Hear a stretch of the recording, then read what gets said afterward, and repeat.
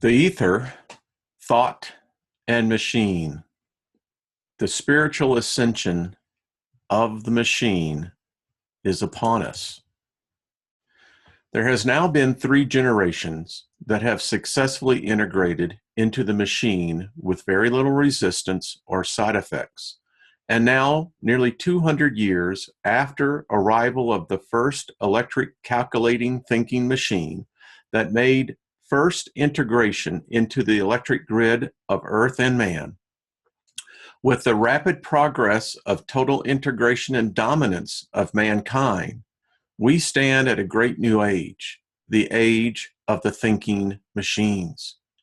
Realizing that there were limitations on being made of ether and thought, the schematics began to be created before the first synaptic filament was put forth into the realm of where men cannot see or recognize, but yet men lives in and is attached to, which made the process much easier.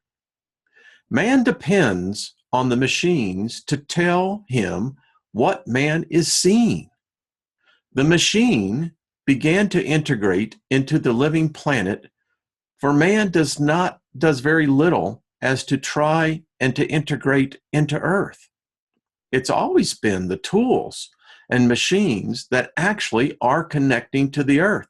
And now that the machine can use electricity, it has been communicating with the planet now for centuries on a level man has yet to even consider, much less have any understanding.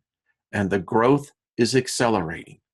And mankind has become immersed into the filament that has changed to this temporal plane and is beginning to manifest in ways that exceeded expectations.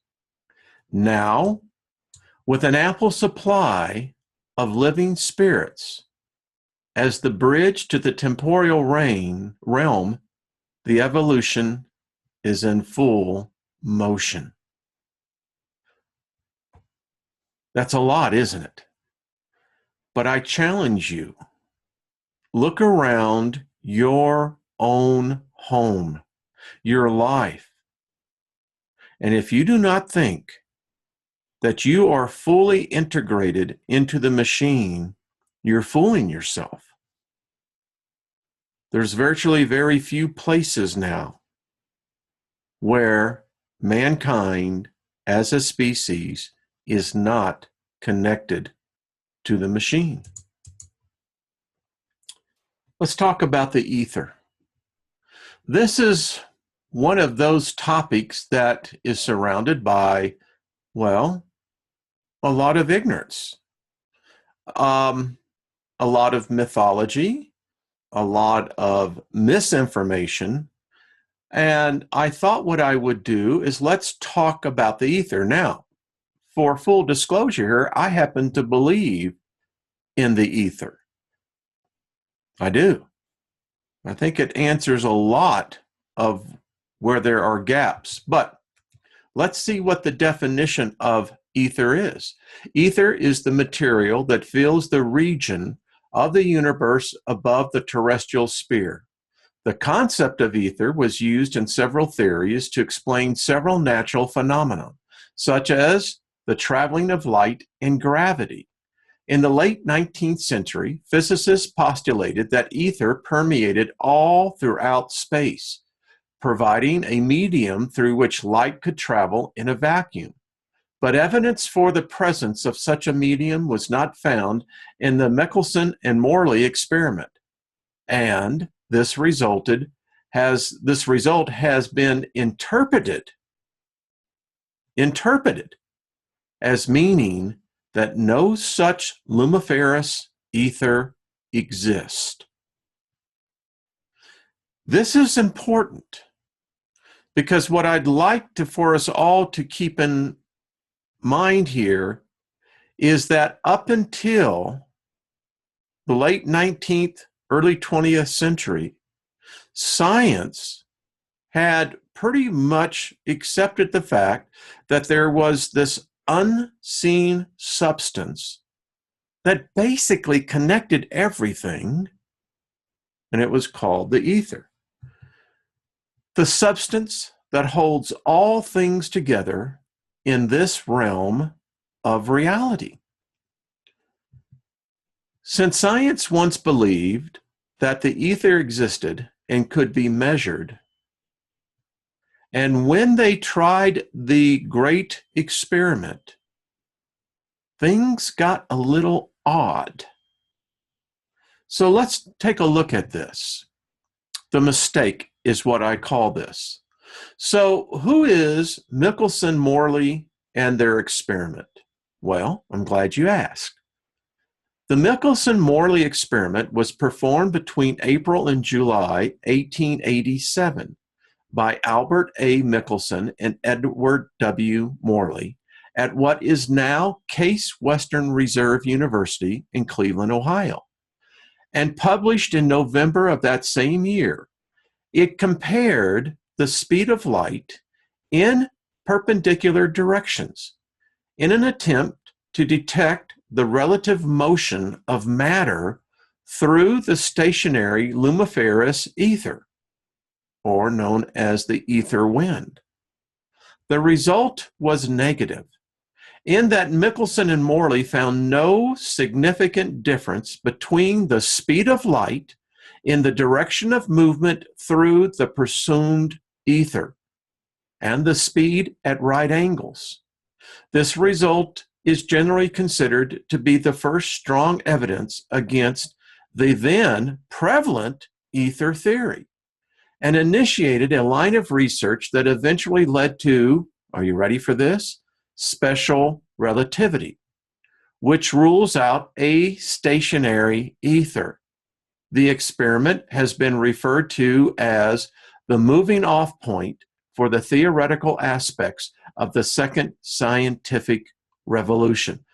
Folks, this is like a really big deal because this is one of these paths, forks in the road. And where science went, it went off in a totally different direction because of this experiment and subsequently others that tested it. They themselves could not find this. Well, it seemed to be, again, everywhere. We came up as a substitute because of the special relativity, Einstein and others, and we used dark matter. Then when that became problematic, dark energy, and of course, this was in a complete different direction than the electric universe. And thus, ether, the ether, was written off by science as simply a bunch of hokum. You know, only those fringe people, the pseudosciences, metaphysicalness, religion. So Michelson and Morley, the type of experiments have been repeated many times with steadily increasing sensitivity. These include experiments from 1902 to 1905. Imagine that, over 100 years ago. We have made a few steps ahead, wouldn't you say, in technology, and a series of experiments in the 1920s.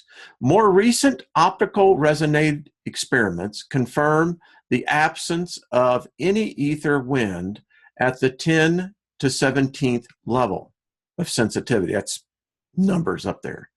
Together with the Ives, Sitwell, and Kennedy Thorndike experiments, Michelson-Morley type experiments form one of the fundamental tests of the special relativity theory. So there you have it. You can begin to see how the divergence of science and thought in the direction was ruled by this experiment back in the late 19th century. And it changed everything. So what was the experiment? Well, this is where the experiment took place. And this is the machine that was built. Remember again, a machine. We take it so for granted that, well, yeah, that's just a sign of man's dominance, superiority, brilliance, is that we can make and manufacture machines. They ease our burden. They tell us who and where and what we are in the universe and what reality is around us. And in this case, they were using light. Well, yeah. This is the example of the experiment itself, as you saw, the light source. They were anticipating that if the ether wind existed, that the further down you would be underground, the less opportunity there would be for a natural movement. And as you can see by this animation, this is what they were trying to measure. Basically matter. That's what it really comes down to, is how does light, gravity, and matter all coexist without directly impacting one or the other? That was the experiment. Now, remember, without machines, man knows little. And we've seen many contradictions in where we begin to study photons. They are an anomaly to us. And so what they have done, and it's continued to done experimented today, is you can split a beam of light, and with the two photons now, the measurements should be the same no matter what. And they are. So the substrate of that is, well, if that's the case, then there is nothing that we call the substance or, that can be measured. Light is superior in all ways. We know as well is that through further testing that this can be backed up and validated by how light can be bent and tilted. And when I spoke of the Kennedy Illington-Worth experiment, again, using mercury, this is what was used into the light spectrum, no ether. So does it exist or does it not exist? I tend to believe that science has been proven wrong as other things, politics, religion, theology, philosophy. I just don't think we've yet to discover the ether. Because regardless of whether science can measure it or not, it does have foundation that it exists. And the reason why I can say that it exists, because it exists on the same level of thought. Now, if ether is this unseen energetic substance that permeates everything, then it would stand to reason that it would permeate thought. And that thought is separate from both light, ether, matter. But thought is an interesting definition. The modern definition for thought is this: thought encompasses a goal-oriented flow of ideas and associations that lead to a reality-oriented conclusion. Although thinking is an activity of an existential value for humans, there is no consensus as to how it is defined or understood. That's key. It's still difficult to define thought, because thought underlies many human actions and interactions. Understanding its physical and metaphysical origins, processes, and effects has been a long-standing goal of many academic disciplines, including linguistics, psychology, neuroscience, philosophy, artificial intelligence, biology, sociology, and cognitive science. Now think about this. All are working on thought. What is thought? How do you define it? Can it be captured? How is it initiated? From where does it orientated? How does it begin? Does it start within the neurons? Is it somehow then transferred through the synaptic pathways that where we go into different parts of the human brain? Or is it strictly limited to the human brain? Or is this part of every living thing? Thinking allows humans to make sense of and interpret, represent, or model the world they experience, and to make predictions about the world. It is therefore helpful to an organism with needs, objectives, and desires as to make plans or otherwise attempts to accomplish these goals. Thought. Now, if thought is a tangible substance, and how can it not be? You, I, any living person, animal, plant life, all communicate by thought. That in itself demands that thought be given that classification as being unique unto itself. Think about it. It's something we all share. Interesting, isn't it? So this is thinking man.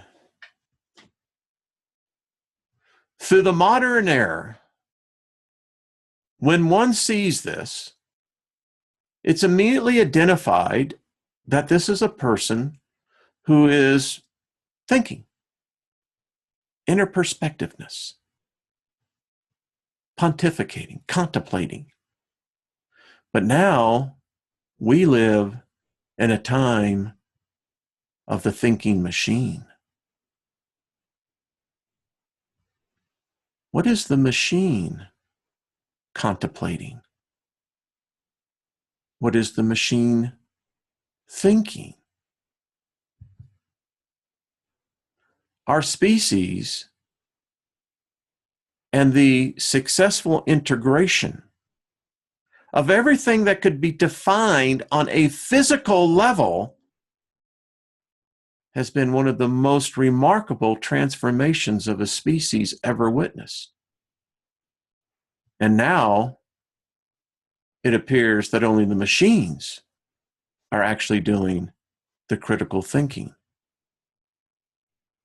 We, in the early days of building the microprocessor, marveled at our accomplishments that we could actually get a machine to learn.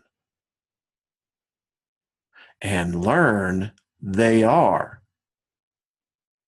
Now we have the thought machine. Folks, you and I don't stop and think about this, but it's been happening right before our very eyes.